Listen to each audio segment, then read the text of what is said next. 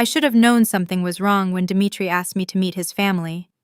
We'd been dating for 3 months, 3 careful, measured months where he picked me up from my shifts at the diner in cars that cost more than my yearly rent, where he took me to restaurants I couldn't pronounce, where he kissed me goodnight at my apartment door and never pushed for more. He was perfect. Too perfect. "Wear something comfortable," he'd said, his accent barely noticeable anymore. "My family is traditional, but kind." I chose a simple cotton dress from Target, $23 on clearance. I paired it with flats I'd owned since college and the delicate silver necklace my grandmother left me. When I looked in the mirror, I saw exactly what I was, a waitress from Queens trying her best. Dmitri arrived at 7 sharp, as always, but tonight his jaw was tight. "You look beautiful," he said, but his eyes swept over me with something like concern.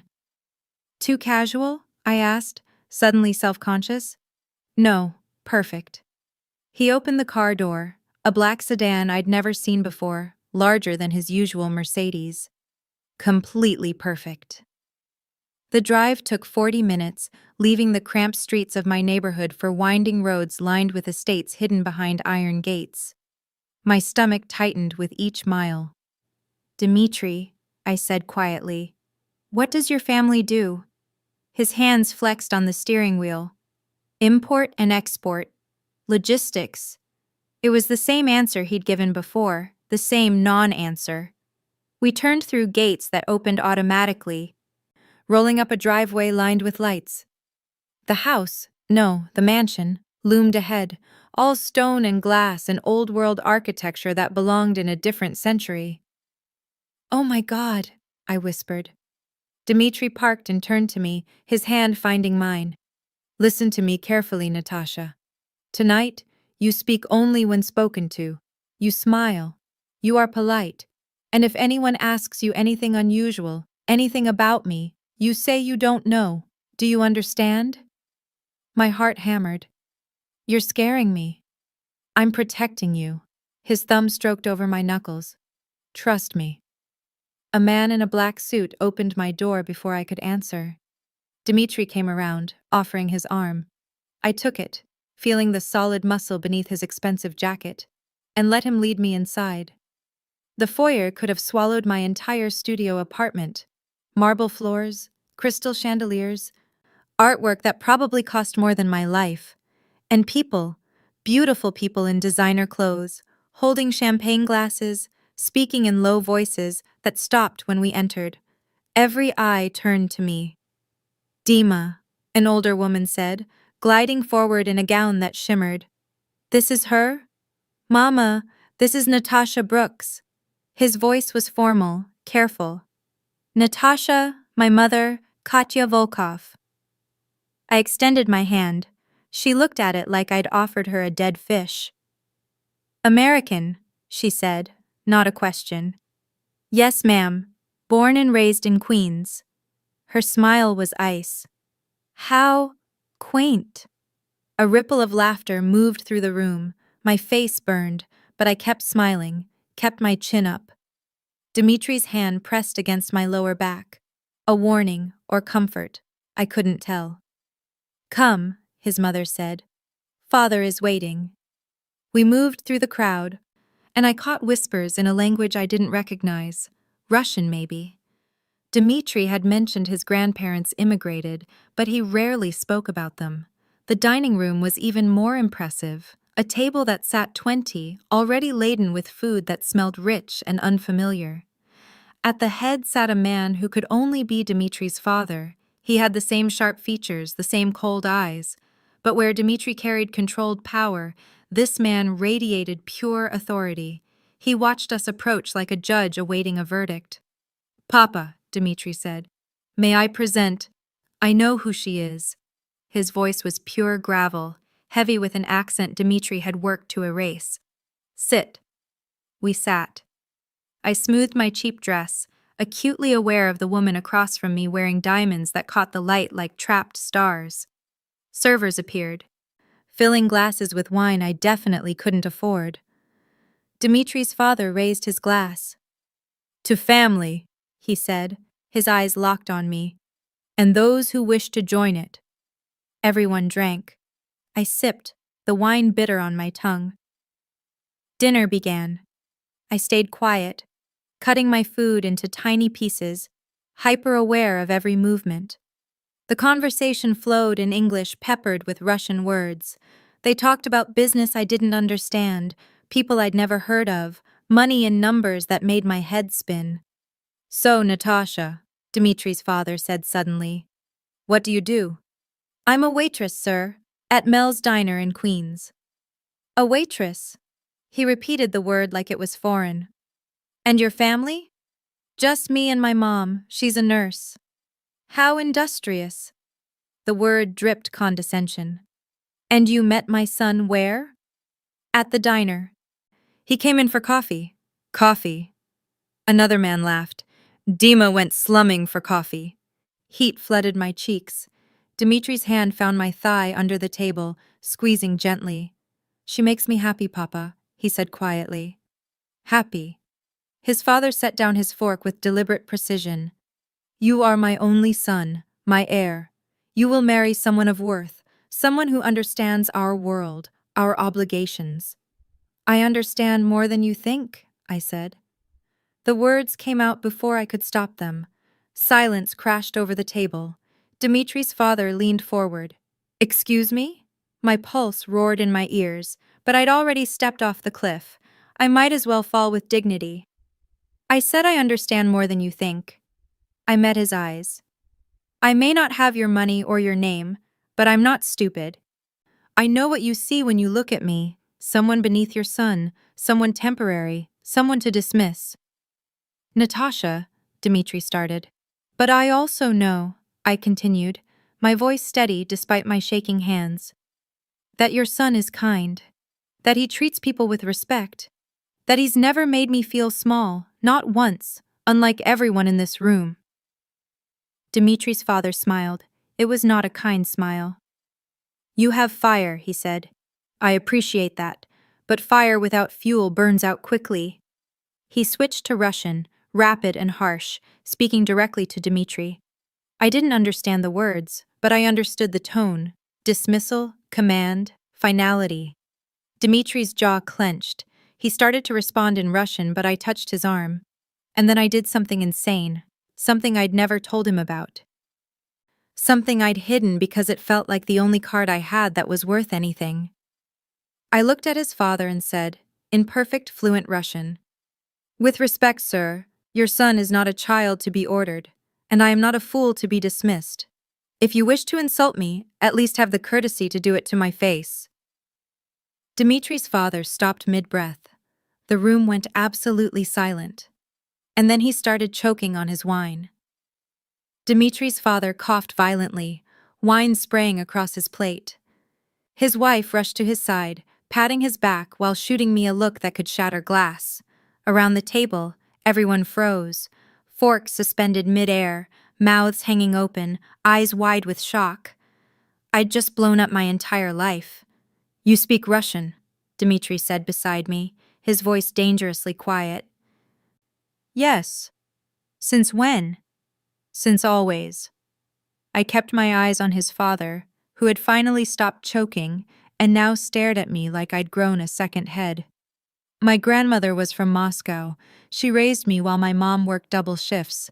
She refused to speak English at home." Dmitri's hand tightened on my thigh, not gentle anymore, but possessive, almost painful. His father dabbed his mouth with a napkin, composing himself with visible effort. When he spoke again, it was in Russian. "Why did you hide this?" "I didn't hide it," I replied in the same language. "You never asked. You assumed." A muscle ticked in his jaw. "What else have you hidden?" "Nothing.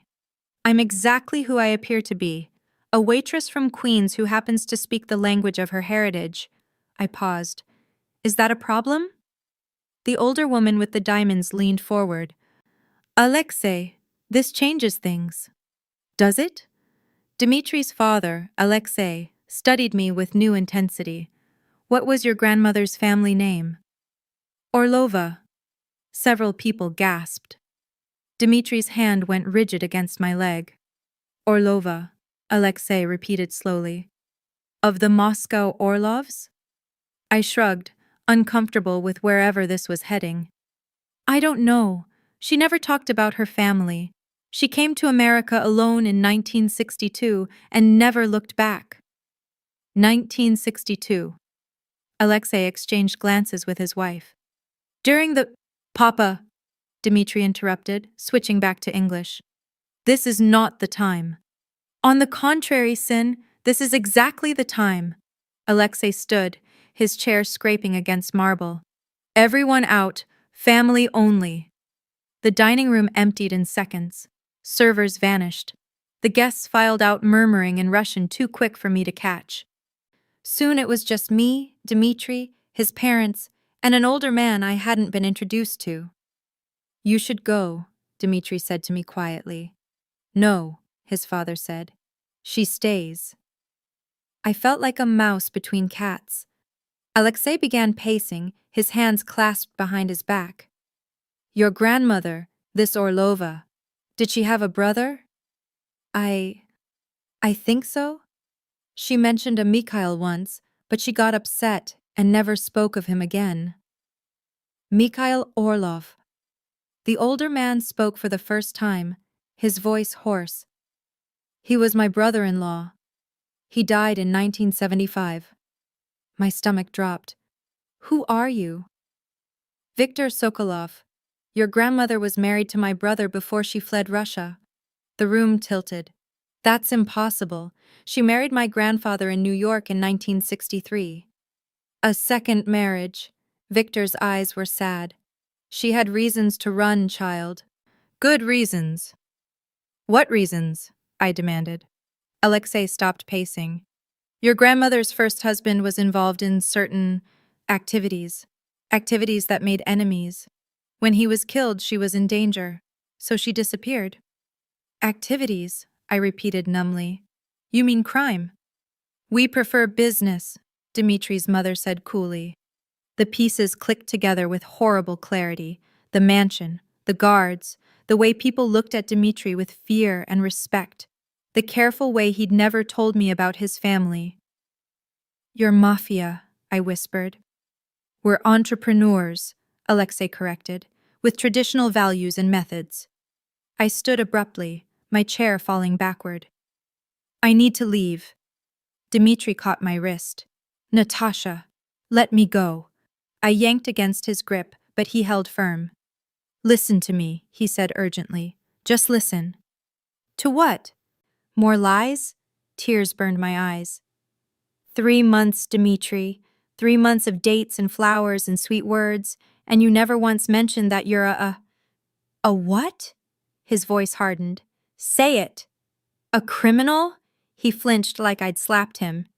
I'm not my family's business, he said quietly. I'm just a man who fell in love with a woman in a diner. Don't, I shook my head. Don't you dare use that word now. It's true. He pulled me closer, his eyes intense. From the first moment you smiled at me and called me Han while pouring my coffee, I knew you were different. Different from what? The mobster girlfriends you usually date? Different from anyone. His thumb stroked my wrist, finding my racing pulse. You were real, kind. You didn't want anything from me except conversation. Because I didn't know. Exactly. His father's voice cut through our argument. She didn't know, which makes this more complicated. I turned to him. What does that mean? Alexei and Victor exchanged weighted looks. It means, Victor said carefully, that your presence here tonight, your heritage, your connection to the Orlov line, it will be noticed. By who? By everyone who matters in our world, Dmitri said grimly. My family has rivals, Natasha. Enemies, and now they'll know about you. Cold dread settled in my stomach. So what? I'll go home, forget this ever happened, and we'll both move on. It's not that simple, Alexei said. Why not? Because you're Mikhail Orlov's blood. Victor stepped forward. The Orlov family had holdings, territories, debts owed and owing. When your grandmother fled, those claims went dormant. But technically, legally within our world's structure, they still exist. I don't want anything. Doesn't matter what you want, Dmitri's mother spoke, her voice sharp. Matters what they think you want, or what they think will claim through you. My head spun. This is insane. This is our reality, Dmitri said. And now, whether you want it or not, it's yours too. I looked at him, really looked at him, at the man I'd laughed with over late-night pancakes, who'd kissed me in the rain, who'd held my hand through my mom's surgery scare. He was still that man, but he was also someone else, someone dangerous. I need air, I said. This time, Dmitri let me go. I stumbled through the mansion, past priceless art and marble columns, until I found a door leading to a terrace. The night air hit my face like a slap. I gripped the stone railing, trying to breathe, trying to think. Behind me, I heard footsteps. I told you I needed to be alone, I said without turning. Good thing I don't take orders well. It was Dmitri's voice, but colder, harder. I turned to find him leaning against the doorframe, hands in his pockets, watching me with an expression I'd never seen before. Not the gentle boyfriend from the diner. Something else, something predatory. Are you afraid of me now? He asked. I should have been. Every logical cell in my brain screamed at me to run. But I'd never been good at listening to logic. Should I be? He moved closer, his steps deliberate. Depends on what you're afraid of. Dmitri, I've spent 3 months being careful with you, he interrupted. Being gentle. Being the man you needed me to be. But you know the truth now. He stopped inches away, close enough that I could smell his cologne, see the gold flecks in his dark eyes. So I'll ask you once, and I need the truth, Natasha. Can you handle who I really am? My heart hammered against my ribs. I don't even know who you really are. Then let me show you. He kissed me. Not the sweet, chaste kisses we'd shared before. This was possession, his hand fisting in my hair, his body pressing mine against the railing, his mouth claiming mine with an intensity that made my knees weak. I should have pushed him away. Instead, I grabbed his shirt and pulled him closer. She tasted like wine and fury, and I was a man damned. 3 months I'd waited. 3 months of torture, keeping my hands appropriate, my kisses brief, pretending I was someone safe. Someone she could love without consequences. But there were always consequences in my world. I broke the kiss before I lost control completely, my forehead resting against hers while we both struggled to breathe. This is a mistake, she whispered. Probably. I should leave. Go back to my apartment, my life. Forget all of this. You should. I traced her jaw with my thumb. But you won't. Her eyes flashed. You're very sure of yourself. No, I'm sure of you. I stepped back, giving her space she needed more than I needed to touch her. You came to dinner tonight knowing something was off. You could have refused, made an excuse, but you came anyway. Because I trusted you. And do you still? She turned to face the gardens, her hands gripping the railing. In the moonlight, in that simple dress, she looked like something from a dream, something too pure for the darkness that followed me. I don't know, she said finally. I don't know anything anymore. Then know this. I moved beside her, careful not to touch. Everything I told you about who I am, what I feel, that was real. The rest, the business, the family obligations, that's separate. How can it be separate? You live in a mansion with armed guards. I live in a cage with pretty bars, I corrected. There's a difference. She looked at me then, really looked, and I saw her intelligence working. She wasn't just a waitress. She'd put herself through community college while working full-time, supported her mother through cancer, survived in a city that ate the weak. Tell me something true, she said. Something you've never told anyone. I could have lied. Should have lied. I hate it, I said instead. The business, the violence, the endless political games. I've hated it since I was old enough to understand what my father really was. Then why stay? Because I'm his only son. Because if I leave, the empire goes to my uncle Victor, and Victor makes my father look like a saint. Because there are people depending on the stability our family provides, legitimate people, workers, families. That's a lot of noble justification for crime. It is what it is. I loosened my tie, suddenly feeling strangled. I'm not asking you to approve. I'm asking you to understand. Understand what? That meeting you was the first real thing that's happened to me in years. Maybe ever. I finally allowed myself to touch her again, just her hand, lacing our fingers together. You saw me, Natasha. Not the name, not the money, not the reputation. Just me. She squeezed my hand. The you who tips 40% and asks about my mom's health. The you who brings me soup when I have a cold. That's the you I saw. That you is the only real part of me. Then hold on to him, she said fiercely. Don't let this world take that. Behind us, a door opened. My father's right-hand man, Boris, stepped out. Dmitri, your father wants her secured. Every muscle in my body went rigid. Excuse me? The girl. She's a liability now. Too many people saw her, heard her speak. He wants her in protective custody until we can assess the situation. Natasha's hand went cold in mine. Protective custody? Like prison? Like a safe house, Boris clarified. For your own protection, Miss Brooks. No, I said flatly. Boris's eyebrows rose. Your father can go to hell. She's not being locked up. Dmitri. I said no. I moved between Boris and Natasha. She stays with me, under my protection, or she goes home.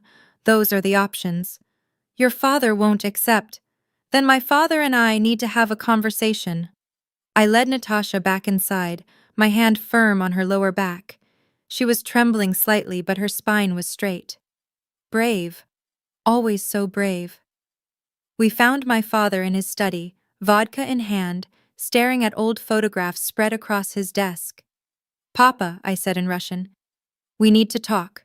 He looked up, then at Natasha, then back to me. Send her out. No. This is family business. She is my business. Therefore, family business. A dangerous light entered his eyes. You care for this girl. Yes. Enough to defy me? If necessary. The silence stretched like a blade. Finally, my mother entered, closing the door behind her. Alexei, look at this. She handed him her phone. His face darkened as he scrolled.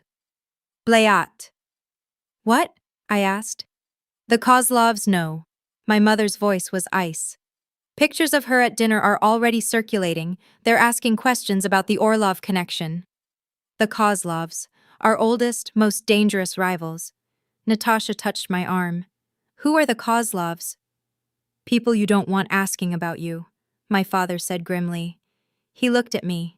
She can't go home. It's not safe. I have a job, Natasha protested. A life. I can't just disappear. You can and you will, my father said. Unless you want to become a tool in a war you don't understand. Natasha's POV. The room felt too small suddenly, the walls closing in. This is insane, I said. I'm an American citizen. You can't just keep me prisoner. We're not keeping you prisoner, Dmitri said carefully. We're offering protection. By locking me up? By keeping you safe. His jaw was tight. The Kozlovs will use you, Natasha, either as leverage against my family or to claim the Orlov holdings through you. Either way, you're in danger. Because I came to dinner? Because I spoke Russian? Because you exist, his father said bluntly. Your grandmother fled Russia to escape this world. She built a new life, a clean life, for your mother and for you. But blood doesn't wash clean that easily. I thought of my grandmother, tiny, fierce, always smelling of black tea and lavender. She'd told me stories of Moscow, of snow and samovars and summer dachas, but never about why she left, never about the shadows she'd run from. What would they do to me? I asked quietly. Victor answered, his voice heavy. At best, marry you off to secure alliances. At worst... He trailed off, but the implication hung in the air. Kill me. They'd kill me. My legs gave out. Dmitri caught me, guiding me to a chair. I need to call my mom, I said numbly. No phones, his mother said. Nothing traceable. My mom will panic if I don't call. We'll handle it, Dmitri said. I'll have someone speak to her, tell her you're safe, that you've gone away for a work opportunity. She'll never believe that. She'll have to. I looked at the faces surrounding me, these powerful, dangerous people who just upended my entire existence, and I realized with cold clarity that I had no choice. Not really. How long? I asked.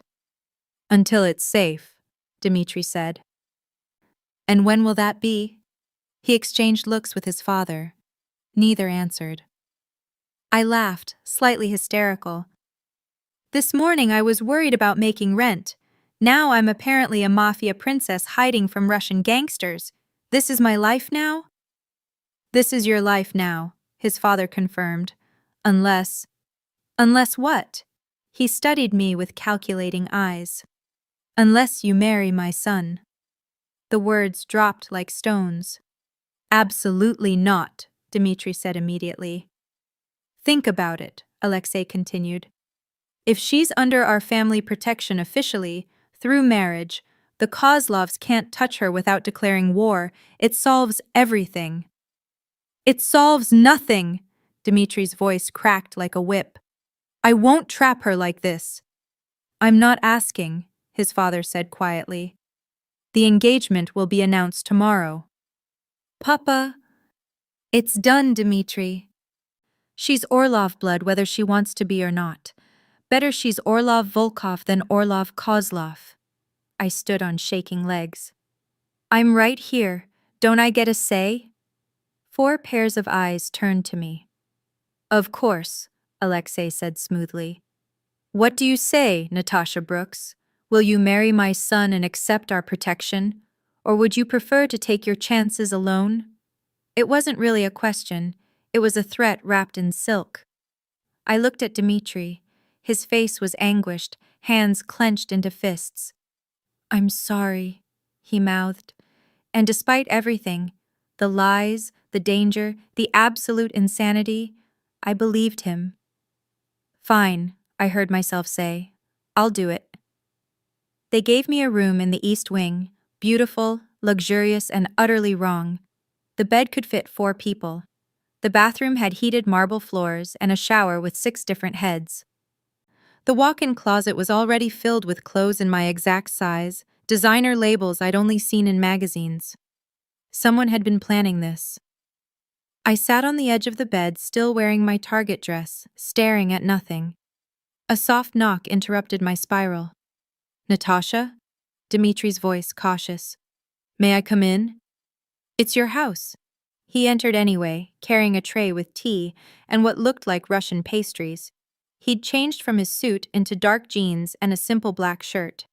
Somehow, he looked more dangerous this way, more real. Thought you might be hungry, he said, setting the tray on the nightstand. I can't eat. You should try. It's pirozhki. Your grandmother probably made them. Despite everything, my stomach growled. I hadn't eaten at that horrible dinner. I took one, bit into it. The taste exploded on my tongue. Cabbage, egg, the exact blend of spices my grandmother used. Tears pricked my eyes. How did you know? I whispered. I asked the cook to make them special. After you mentioned your grandmother was Russian, I thought... He sat carefully on the far end of the bed. I wanted you to have something familiar from before everything went to hell.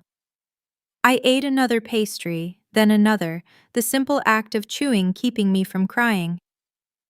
I'm sorry, Dmitri said finally, for all of this, for not telling you, for asking me to marry you at gunpoint? I didn't ask. My father demanded. Same result. I set down the pastry. I'm trapped here, engaged to a man I barely know, apparently being hunted by Russian mobsters. Is that about right? Technically, you know me better than most engaged couples. 3 months of coffee dates don't count as knowing someone. Maybe not. He shifted closer, still maintaining distance. So ask me. Anything you want to know. I wiped my hands on a napkin. Are you a killer? He didn't flinch. Yes. My breath caught. How many? Does it matter? Yes. He was quiet for a long moment. 4. All in self-defense or defense of others. All men who would have killed innocents if they'd lived. And you just decided they deserved to die? No. I agonized over every single one. I see their faces when I sleep. His voice was raw. I'm not a sociopath, Natasha. I don't enjoy violence, but sometimes it's necessary. To protect the family business. To protect people. He turned to face me fully. My family's organization isn't just crime. We run legitimate businesses, restaurants, construction companies, import firms. Hundreds of people earn honest livings through us. And yes, we also control certain gray areas. Protection services, conflict resolution, opportunities the legal system can't or won't provide. You're justifying it. I'm explaining it. There's a difference. I stood, pacing to the window. Outside, I could see guards patrolling the grounds, my prison guards or my protectors depending on perspective. What happens now? I asked. Do we have a fake wedding and I live here forever? The wedding will be real. It has to be, for the protection to hold. And after? Do you expect me to just play housewife? Give up my life? I expect you to stay alive. His voice hardened. Beyond that, we figure it out as we go. That's not a plan. It's the best I've got. He stood, joining me at the window. I never wanted this for you. I wanted to keep you separate, safe from all of this. That's why I never told you. Lies of omission are still lies. I know. He touched my shoulder, gentle. But they were lies told from love, not malice. I turned to him. You keep saying that word. Love? Yes. How can you love me? You don't even really know me either. I know you sing off key while wiping down tables. I know you give your leftover tips to the homeless guy outside the diner. I know you cry at dog videos and laugh at dad jokes, and you take your coffee with too much cream and exactly 1 sugar. He cupped my face. I know the important parts. Those are details, not love. Then what is love? If not details. His thumb brushed my cheek. What is it if not wanting to hear about your day? Wanting to make you smile? Wanting to keep you safe at any cost? Obsession, I whispered. Maybe. He smiled sadly. But it's the only kind I've got. I should have pulled away, should have maintained distance, kept my head clear. But I'd spent 3 months falling for this man, and knowing the truth didn't erase those feelings. If anything, it made them sharper, more dangerous. I don't love you, I said. I know. I don't even know if I like you anymore. Understandable. But I'm stuck here, aren't I? There's no going back. No, he agreed quietly. There's no going back. I closed my eyes. My mom, I need to know she's safe. She is. I have guards on her already, discreet ones. She'll never know they're there. And my job? I'll handle the diner. Make sure they understand you had a family emergency. You'll keep getting paid. From your illegal money. From my very legal businesses, actually. I own 3 restaurants in Manhattan. He hesitated. If you want, once things settle, you could work there. Manage one. It would give you something to do. Something to do, I repeated dully. Like a hobby. Like a purpose. His voice was firm. I'm not going to lock you in this room, Natasha. You'll have freedom within reason. But you need to understand, leaving the compound without security, making contact with certain people, trying to run, that puts you at risk. That puts your mother at risk. So I'm not a prisoner, I'm just monitored and controlled. You're protected. Same thing. We stood in silence, the weight of our new reality settling over us like snow. The wedding, I said finally. When? 2 weeks. It needs to happen quickly, before the Kozlovs can make a move. 2 weeks to plan a wedding. My mother will handle everything, you just need to show up and say yes. I've already said yes. Bitterness crept into my voice. I said yes to all of it, didn't I? The moment I walked through those gates. Dmitri pulled me closer, wrapping his arms around me. I stiffened, then slowly relaxed into his warmth. He smelled like expensive cologne, and something underneath. Something inherently him. I will keep you safe, he murmured into my hair. Whatever it costs, whoever I have to become, you will be safe. And if I don't want safe? I pulled back to look at him. If I want my old life back, then I'll be sorry for the rest of my life. His eyes held mine. But I still won't let you go. The truth of it settled in my bones. There was no escape. No going back to Mel's diner and my studio apartment and my simple, ordinary life. That girl was gone. In her place stood someone new. Someone who would marry a mobster to survive. Someone who would learn to live in a golden cage. Someone I didn't recognize yet. I need to sleep, I said quietly. Dmitri nodded, releasing me. I'll be down the hall if you need anything. Why not here? We're engaged now. His jaw tightened. Because you're still frightened of me, and I won't touch you while you're frightened. He left before I could respond, the door clicking shut with terrible finality. I stood alone in my beautiful prison, surrounded by luxury I'd never asked for, engaged to a man I couldn't trust, and realized I was crying. Not from fear, from loss. Loss of the girl I'd been that morning. She was gone now, and I'd never get her back. The first 3 days blurred together. Dmitri's mother, I was told to call her Katya, descended with designers, jewelers, and a wedding planner who moved like a military general. They draped me in sample dresses, showed me flower arrangements, discussed guest lists I had no input on. I was a doll being dressed for display. Smile more, Katya instructed during a fitting. You look like you're attending a funeral. Isn't that appropriate for a forced marriage? I asked sweetly. The designer's hands froze on my hem. Katya dismissed her with a wave, waiting until we were alone. You think you're the first woman to marry for protection rather than love? I think I'm the first who was honest about it. Honesty is overrated. She circled me, examining the dress. What matters is presentation. You will smile at the wedding. You will look happy. You will convince our world that this is a love match. Why? Everyone knows it's not. Because perception is reality in our circles. She met my eyes in the mirror. If you look weak, if you look coerced, you become a target. But if you look strong, if you look chosen, you become untouchable. I studied her, this elegant, cold woman who'd married into the same world I was being forced into. Did you love Dmitri's father? Something flickered across her face. Eventually. That's not an answer. It's the only answer you'll get. She adjusted my veil. Learn to play the game, Natasha, or it will destroy you. She left, and I stood alone in the wedding dress, feeling like a stranger in my own skin. Dmitri kept his distance. I'd see him at breakfast sometimes, perfectly polite, asking about my comfort.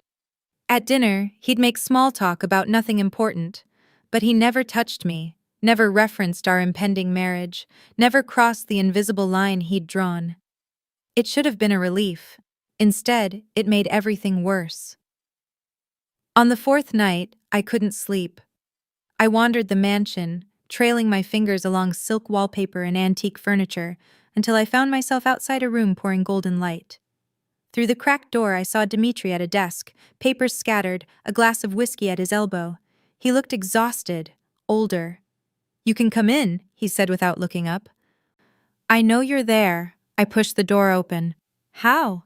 "You hum when you're nervous. Some song I don't recognize." I did hum. An old Russian lullaby my grandmother taught me.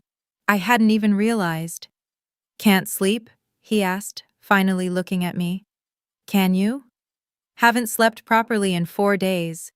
He gestured to the papers, trying to move some assets, create a stronger protection framework before the wedding. I moved closer, looking at documents covered in Cyrillic and English. "What kind of assets?" "The boring legal kind. Property deeds, business licenses, investment portfolios." He took a drink. "If something happens to me, these ensure you're provided for." "Nothing's going to happen to you." "You don't know that." The certainty in his voice chilled me. "Are you in danger?" "I'm always in danger.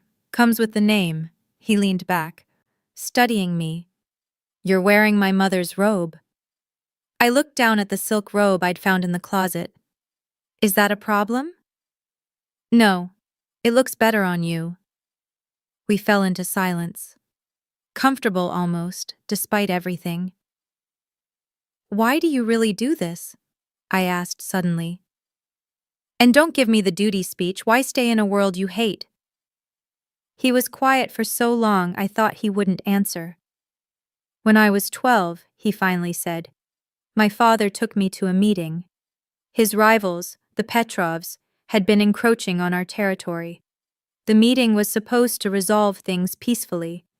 He paused, his hands tightening on the glass. "Instead, they opened fire, killed 3 of our men, would have killed my father and me, but our guards got us out." He met my eyes. "The Petrovs went after our people next. Legitimate workers, restaurant staff, construction crews, people with families, children. They burned our businesses with people inside." My hand went to my mouth. "My father retaliated. Ended the Petrov line entirely." Dmitri's voice was hollow. "I learned something that day. In this world, strength is the only protection. The only thing keeping our people safe is our willingness to be more ruthless than our enemies." That's a terrible lesson. It's a true one. He stood, moving to the window. "If I leave, if I walk away, someone worse takes over. Victor, or one of the other families. And the people who depend on us, the waiters and cooks and drivers and their families, they suffer. So you sacrifice yourself." "I sacrifice nothing. I live in luxury, have power, can have anything I want." He laughed bitterly. "Except freedom, except choice, except you, really you, not the version who's here because she has to be." I walked to him, standing close enough to feel his warmth. "You have me." "No, I have your compliance, your survival instinct, not you." "Maybe they're the same thing." "They're not." He turned and I saw the pain in his eyes. "I want you to choose me, Natasha. Not because you're trapped, not because it's safe, but because you want to. That's not fair. Nothing about this is fair." We stood inches apart, the tension thick enough to choke on. His eyes dropped to my mouth, then away. "You should go to bed," he said roughly. "What if I don't want to?" "Natasha, you keep treating me like I'm made of glass, like I'll shatter if you touch me." "You might, or I might not." I reached up, touching his jaw. He flinched like I'd burned him. "I'm not asking you to pretend the last 4 days didn't happen. I'm asking you to stop pretending I'm not here." "You don't know what you're asking." "Then show me." He grabbed my wrist, not hard, but firm. I'm not the man you met at the diner anymore. That version of me was real, but he was also incomplete. The rest of me, the part you're seeing now, he's darker, more dangerous. I'm not afraid of danger. You should be. But he didn't let go of my wrist. Especially of me. Why? Because I've spent 4 days imagining all the ways I want you, and none of them are gentle. None of them are the sweet romance you deserve. Heat flooded my face. Maybe I don't want gentle. Yes, you do. He released me, stepping back. You're just confused, traumatized, looking for something familiar in all this chaos. Tomorrow you'll regret this. You don't get to decide what I'll regret. Someone needs to, since you're clearly not thinking straight. Anger flashed through me. Stop treating me like a child. Then stop acting like one. His control cracked. You think this is simple? You think I haven't wanted you since the first moment? But wanting isn't enough. Wanting without trust, without real choice, that's just taking. And if I'm giving? You're not. You're reacting. He moved to the door, holding it open. Go to bed, Natasha. We both need sleep. I wanted to argue, to push, to make him see that I was here, really here, not some fragile thing to be protected. But he was right about one thing. I was exhausted, emotionally wrung out. So I left. But at the door I paused. Dimitri? Yes? I do trust you, more than I should, maybe. But I do. I didn't wait for his response. But as I walked away, I heard glass shatter. His whiskey glass, I assumed, thrown against the wall. Good. Let him be as frustrated as I was. Let him feel something besides noble restraint. Because in 10 days, we'd be married. And I was tired of being treated like a prisoner. I wanted to be treated like his equal, even if that meant stepping into the darkness with him. I was losing my mind. 7 days until the wedding. 7 days of watching her move through my house, wearing silk and defiance, growing bolder each day.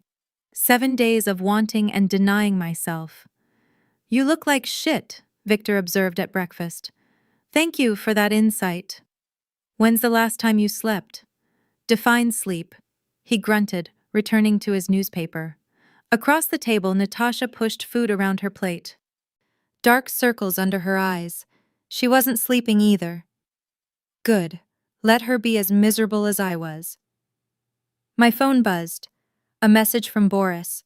Kozlov movement. They're asking questions about the wedding. I texted back.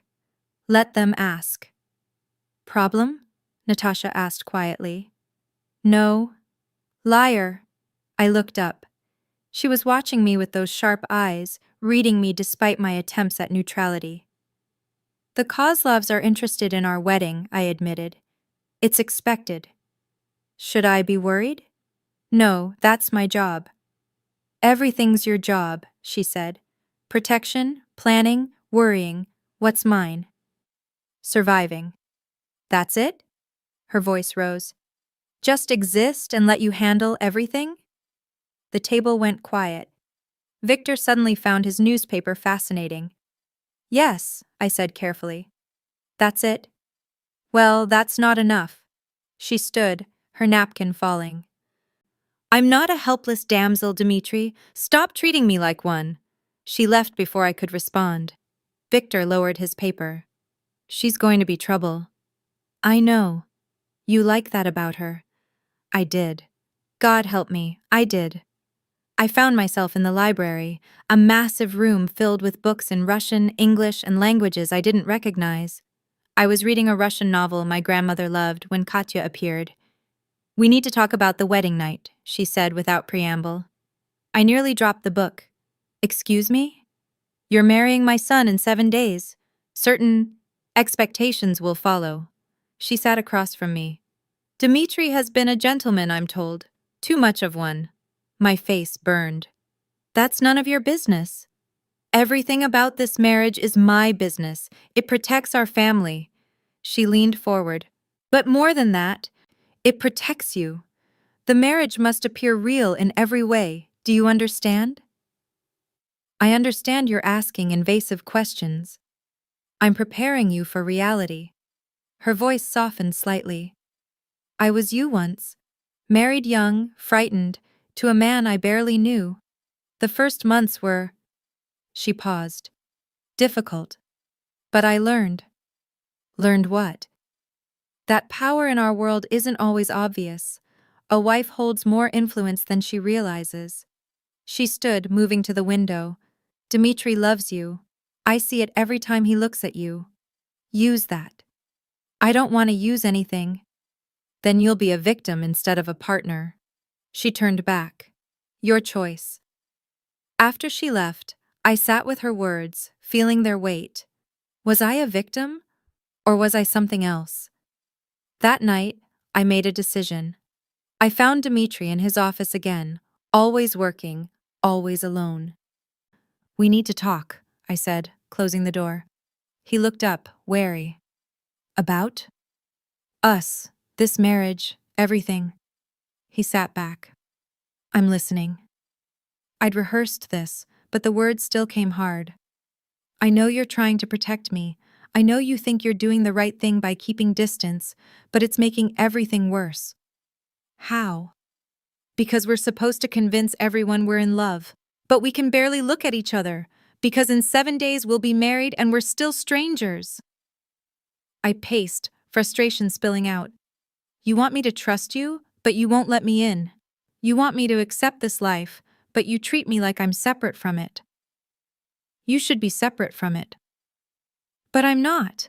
I'm here, Dmitri. I'm in this, whether I chose it or not. So stop protecting me from you and just let me see you. He stood slowly. You don't want to see all of me. Yes, I do. No. He moved around the desk. You want the version from the diner, the one who was safe. But I told you, that was only part of me. Then show me the rest. You'll run. I can't run. I'm locked in a mansion surrounded by guards. I stepped closer. So show me who you really are, what you really do. Stop hiding. His jaw clenched. You think you want truth? Fine. He pulled out his phone, showed me photos. Crime scenes, blood, bodies. This is my world, he said, his voice hard. These are my enemies. People who would do worse to you if they could. I forced myself to look. To really look. Okay, I said quietly. Okay? He laughed harshly. That's it? What do you want me to say? That I'm horrified? I am. That I hate this? I do. But it doesn't change anything. It should. But it doesn't. I took the phone from him, set it aside. You're not those photos, Dmitri. You're not just violence and death. You're also the man who brings me Russian pastries, who pays my mother's medical bills without being asked, who looks at me like I'm something precious. All of those things can be true. Then let them be true. I reached for his hand. Stop making me choose between being afraid and being close to you. Let me feel both. He stared at our joined hands. If I let you close, I won't want to let go. Maybe I don't want you to. Natasha, I'm not saying I love you. I'm not saying everything's fine. I'm saying I'm here, and I'm tired of pretending there's nothing between us. He pulled me closer, his hands on my waist. There's everything between us. Too much. Then let's deal with it. You don't know what you're asking. So tell me. His control was fracturing. I could see it in his eyes, feel it in the tension of his body. I'm asking, he said slowly, for more than you're ready to give. Like what? Like everything. His hand came up to cup my face. Like your trust, your time, your future. Like every piece of you until there's nothing left that isn't tied to me. My breath caught. That's obsessive, possessive, wrong. His thumb brushed my lip. I know. but I can't help it. Every day you're here, I want you more. Want to keep you closer. Want to make sure no one can ever take you away. That's not love, I know what it is. He leaned closer, his forehead touching mine, and I'm trying like hell to fight it, to be better than my instincts. But you keep pushing, and my control keeps breaking, and soon there won't be anything left but want. Maybe I want that too, I whispered. No, you don't. Stop telling me what I want. Fine. His voice dropped to something dangerous. You want to know what I want? I want to kiss you until you forget every other man who ever touched you. I want to keep you in my bed until you understand you're mine. I want to mark you in every way possible so everyone knows you belong to me. Heat flooded my body, fear too, but not enough to step back. So do it, I said. If I start, I won't stop. I'm not asking you to stop. He kissed me, not like before, not sweet or restrained. This was hunger, raw and desperate. His hands fisted in my hair, pulling my head back, his mouth claiming mine with an intensity that made my knees weak. I grabbed his shirt, pulling him closer, rising on my toes to meet him. He lifted me suddenly, setting me on the desk, stepping between my legs. His hands roamed, my waist, my thighs, my back, everywhere at once, like he couldn't decide where to touch first. Tell me to stop, he breathed against my mouth. No. Natasha. I said no. I pulled him back, kissing him harder. He groaned, and something in him broke completely.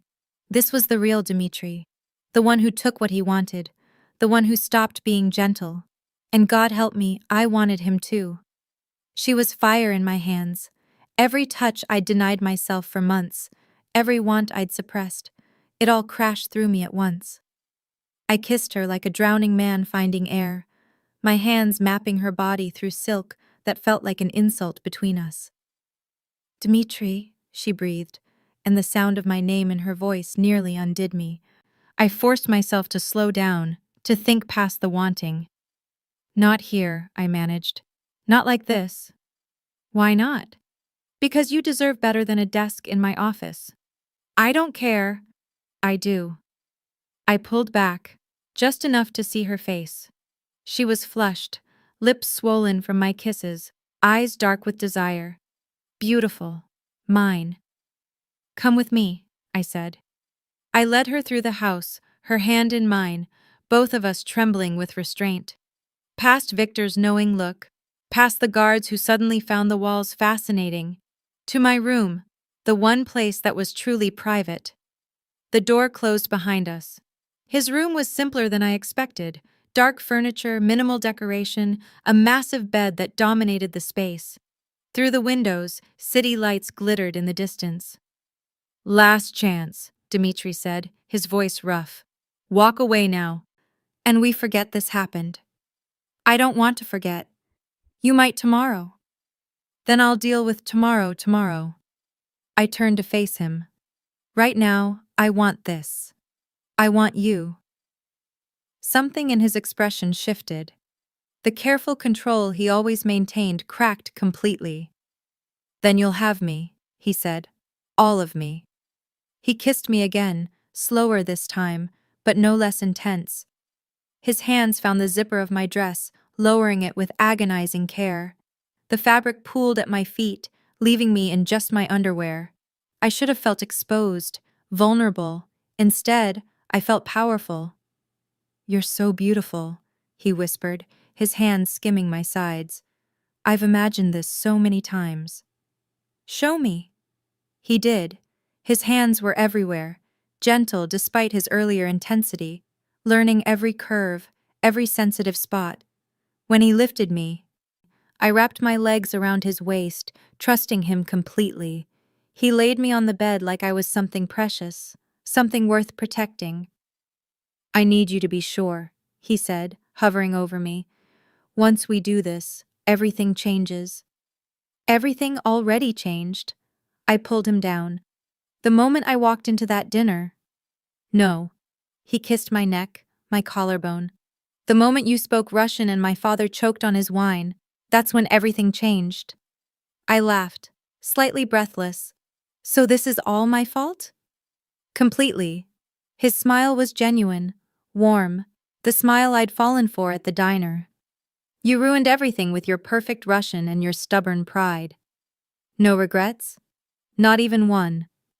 He kissed me again, and words became unnecessary. His touch was patient, thorough. He took his time, paying attention to every response, every sound I made. When I reached for his shirt, he let me undress him, his muscles tensing under my inexperienced hands. Have you? He asked gently. Once, a long time ago. I met his eyes. It wasn't like this. What was it like? Awkward, quick, forgettable. Then let me give you something else. He kissed me softly. Let me give you something you'll remember. He did. Every touch, every kiss was deliberate. He learned what made me gasp, what made me arch into him, what made me whisper his name like a prayer. When he finally moved over me, his eyes locked on mine, I felt the weight of the moment. This was more than physical, more than just desire. This was choosing him, choosing this life, choosing to stop fighting and surrender. I've got you, he whispered. I promise. I've got you. And for the first time since this nightmare began, I believed him.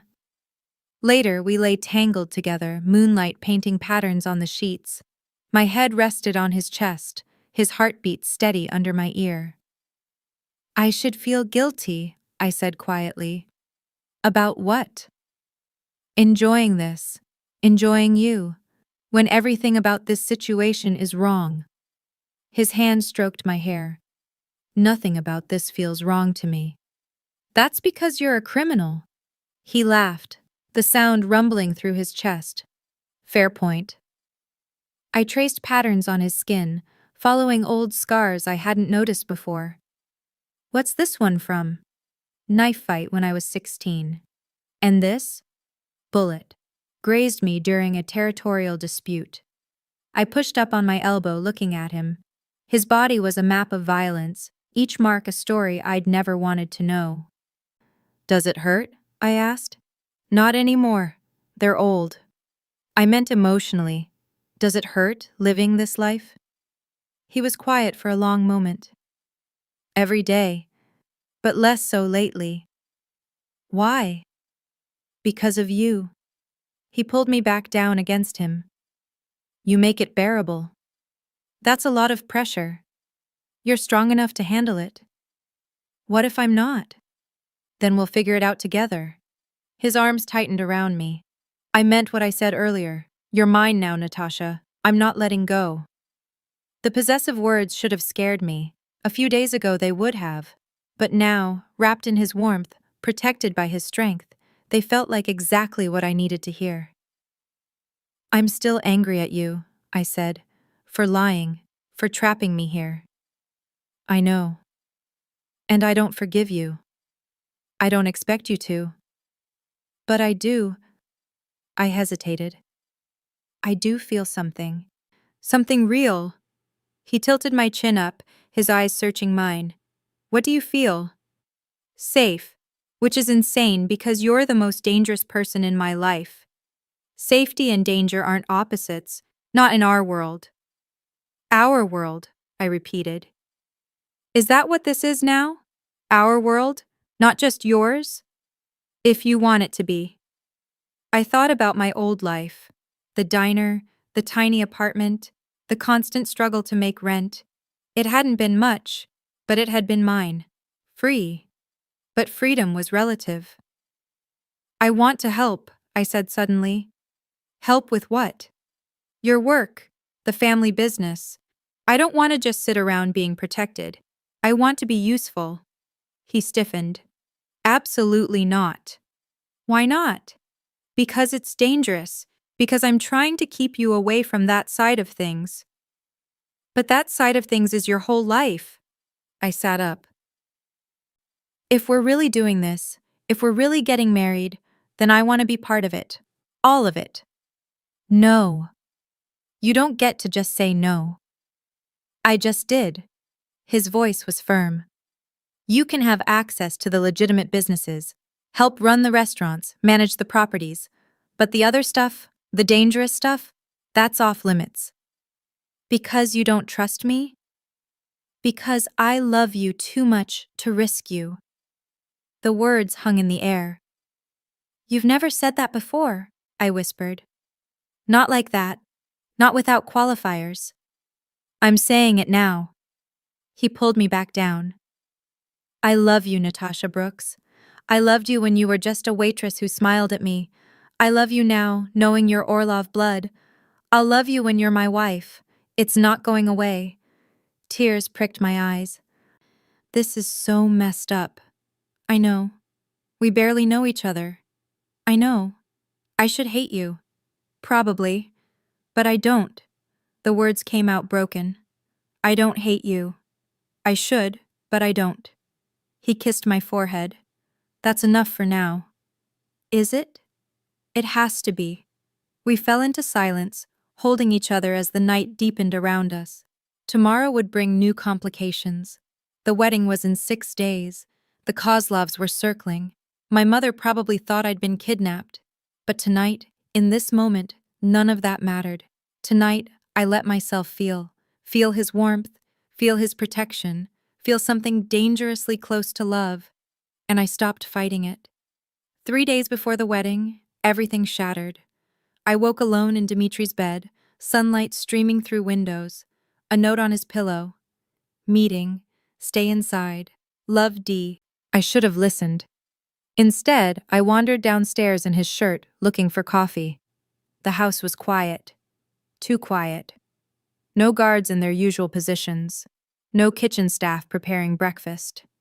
Something was wrong. I found Katya in the study, her face pale.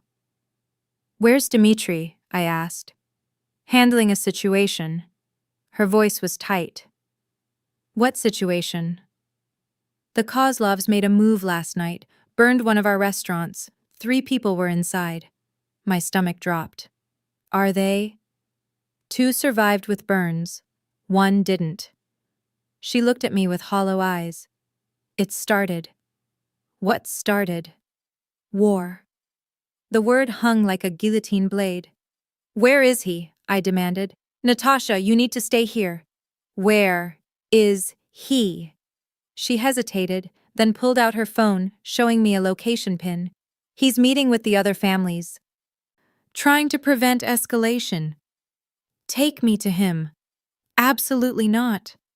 I'm not asking. I grabbed her arm.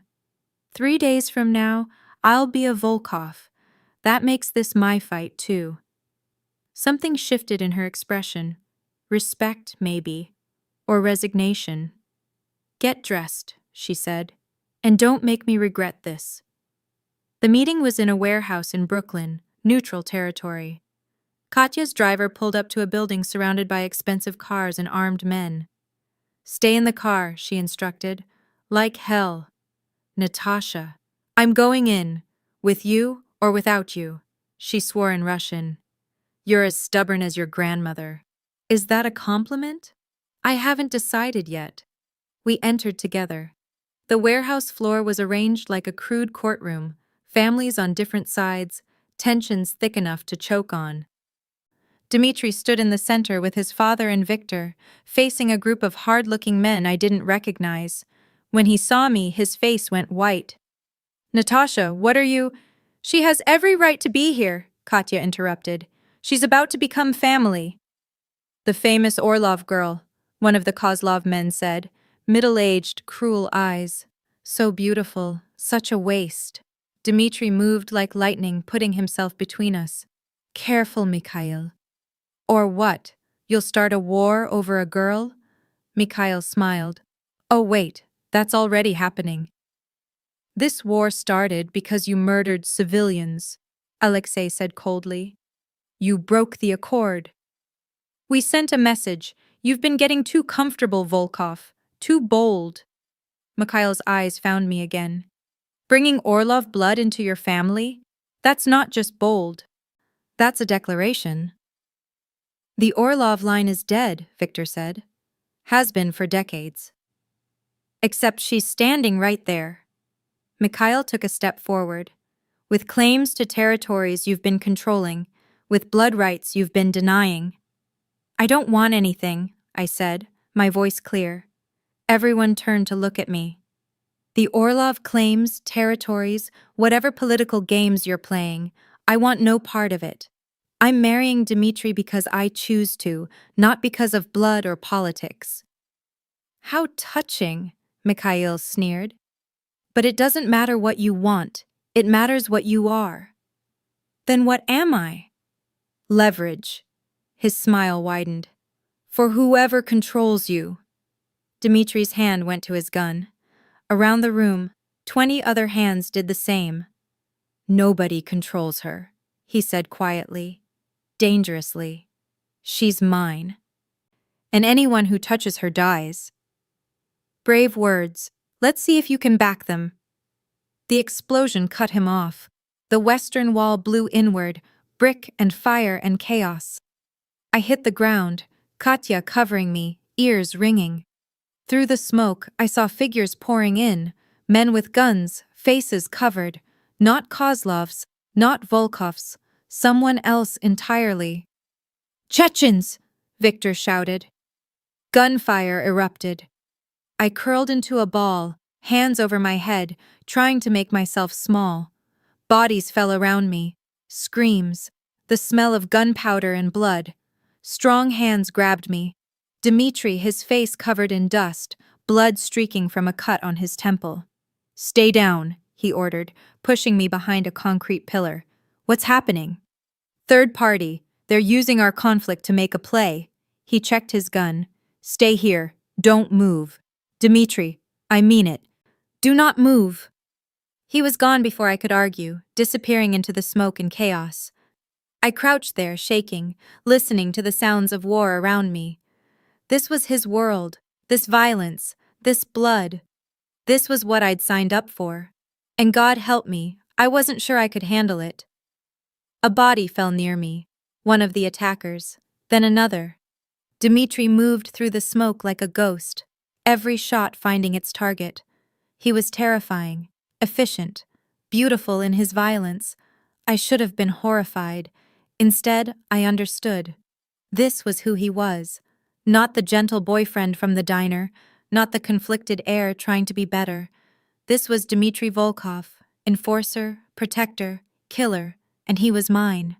The fighting lasted maybe 5 minutes, felt like hours. When the smoke cleared, bodies littered the floor. Kozlovs and Volkov stood together, temporary allies against a common threat. The Chechen fighters were dead or fled. Dmitri returned to me, pulling me up, checking me for injuries. Are you hurt?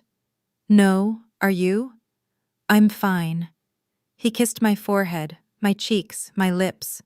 You shouldn't have come. You shouldn't have seen this. But I did. I know. I'm sorry. Don't be. I touched his face, smearing blood. This is your world. Our world now. I needed to see it. Around us, the families regrouped. Mikhail Kozlov approached, his suit torn, face grim. The Chechens want war with all of us, he said. Then we give them war, Alexei replied. Together. The two men looked at each other, old enemies, older wounds. Then Alexei extended his hand. Mikhail took it. For now, he said. But after we deal with this threat. After, Alexei agreed. We'll settle our differences properly. It wasn't peace, just a pause. But in our world, that was the best we could hope for. That night, Dmitri held me as I cried. Not from fear, from understanding. I get it now, I said into his chest. Why you can't leave, why you do what you do. Yeah?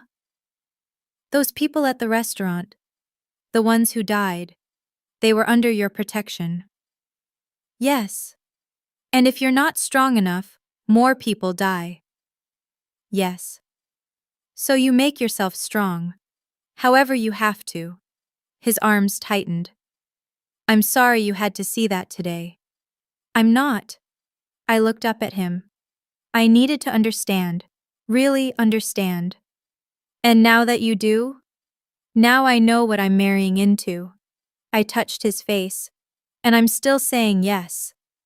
You could still run. I'd help you disappear. Keep you safe. I don't want to run. Natasha, I want to stand beside you, in all of it, the good and the terrible. I kissed him softly. That's what marriage is, isn't it? Choosing someone anyway? Not usually with this much blood involved. Then we'll start a new tradition. He laughed, broken and relieved. You're incredible. You know that? I'm terrified. That too. He kissed my forehead. But we'll be terrified together. Promise? I promise. Outside, sirens wailed. Soon, police would come, ask questions, accept the bribes or threats that kept our world hidden. But here, in this moment, it was just us. Two people choosing each other despite everything. Maybe because of everything. And in 3 days, we'd make it official. The wedding was beautiful, and terrible, and perfect in the worst possible way. Katya had outdone herself. The cathedral was filled with white roses and candlelight. The guest list a who's who of the Russian underworld. Families who'd fought for decades sat in uneasy peace, united by tradition and the spectacle of the Volkov heir finally marrying. I stood in a private room, wearing a dress that cost more than my mother's annual salary. White silk, vintage lace, a veil that trailed behind me like a ghost. I looked like a princess. I felt like a sacrifice. You look beautiful, Miha, my mother said, tears in her eyes. They'd brought her in this morning, told her I'd been offered an incredible opportunity to marry into a wealthy family. She'd believed it because she wanted to, because the alternative was too terrible to consider. Mama, I said, taking her hands. I need to tell you. I know you're scared, she interrupted. Marriage is scary. But Dmitri is a good man. He loves you. I can see it. Could she? Could she see past the expensive suits and charming smiles to the violence underneath? Things might get complicated, I said carefully. If they do, if you ever need anything, stop worrying about me. She squeezed my hands. Today is about you, about starting your new life. A knock at the door. Katya entered, stunning in emerald silk. It's time, she said. My mother kissed my cheek and left. I was alone with Katya. You don't have to do this, she said quietly. Even now, we could find another way. Could we? Probably not, but I'm obligated to ask. She adjusted my veil. Are you ready? No, but I'm doing it anyway. That's the spirit. We walked to the cathedral doors. Through the glass, I could see hundreds of people, politicians, businessmen, criminals pretending to be both. And at the altar, Dmitri. He wore a black tuxedo that made him look like a prince from a dark fairy tale. When he saw me, something in his expression cracked. Not the cold air, but the man who'd brought me coffee and held me through nightmares. The doors opened, music swelled. I walked toward him, each step feeling inevitable. This was always where we were heading. From the moment I spoke Russian and his world recognized me. Dmitri took my hand at the altar, his grip steady. You're shaking, he whispered. So are you. I'm terrified I'll wake up and this will be a dream. Or a nightmare. With you, never a nightmare. The priest began in Russian and English, old traditions mixed with new. I barely heard the words, just focused on Dmitri's eyes, his hands holding mine, the weight of the moment. When it came time for vows, he spoke first. I promise to protect you, he said.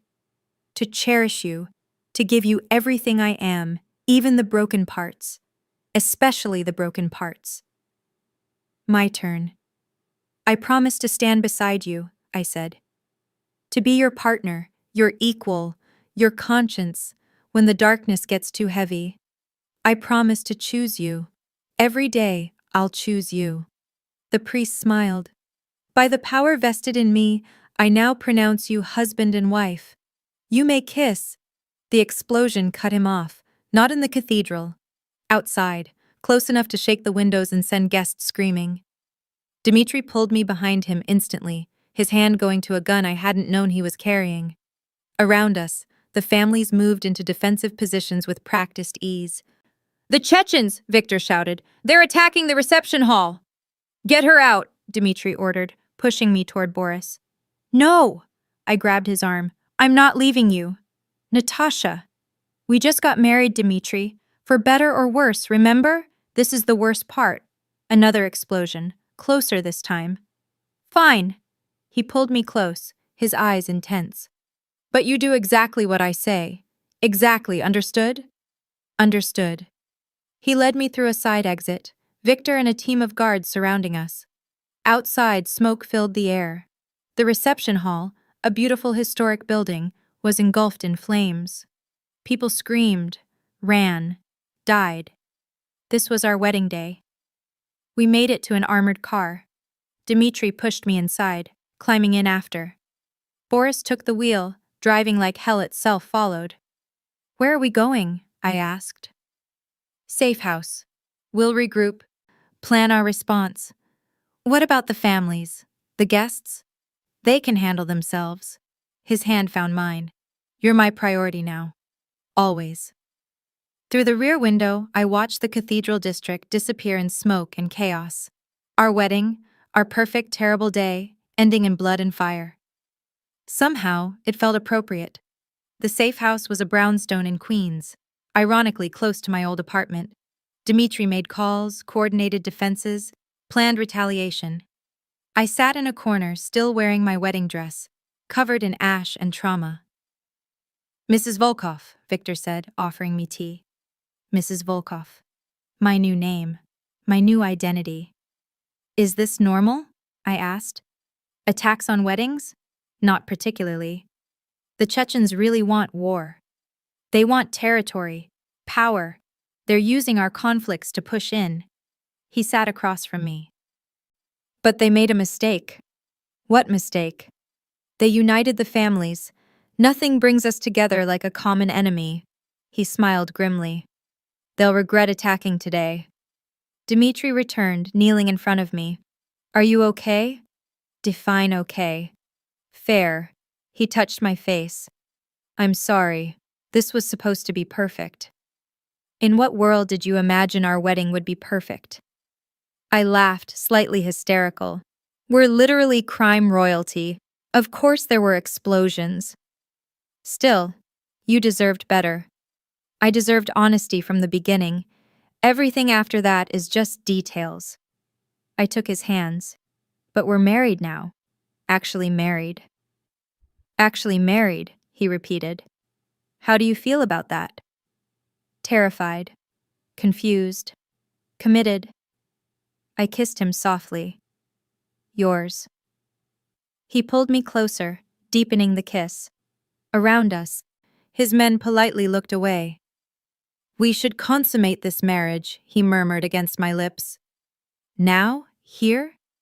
"We have a bedroom upstairs, and I've been wanting you all day." Heat flooded through me despite everything. "People died today, Dmitri." "I know, but we're alive." His eyes were intense. "And I need to feel alive right now. I need to feel you." I understood.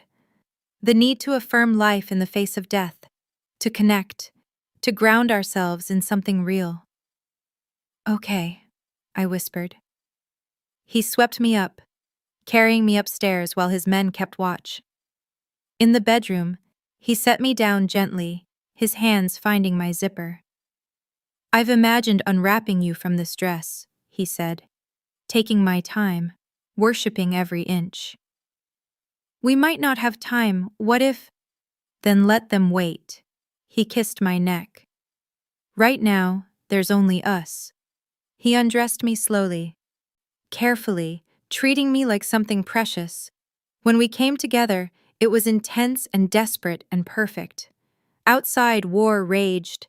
Inside, we created something else, something that belonged only to us.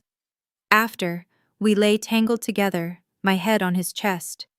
"What happens now?" I asked. "Now we fight back, end the Chechen threat, secure our territory. And then? And then we figure out how to build a life in the middle of all this chaos." He kissed my forehead. "Together." "Together," I agreed. My phone rang, my mother, frantic, asking if I was safe. I lied, told her everything was fine, that we'd left early due to an emergency, nothing serious.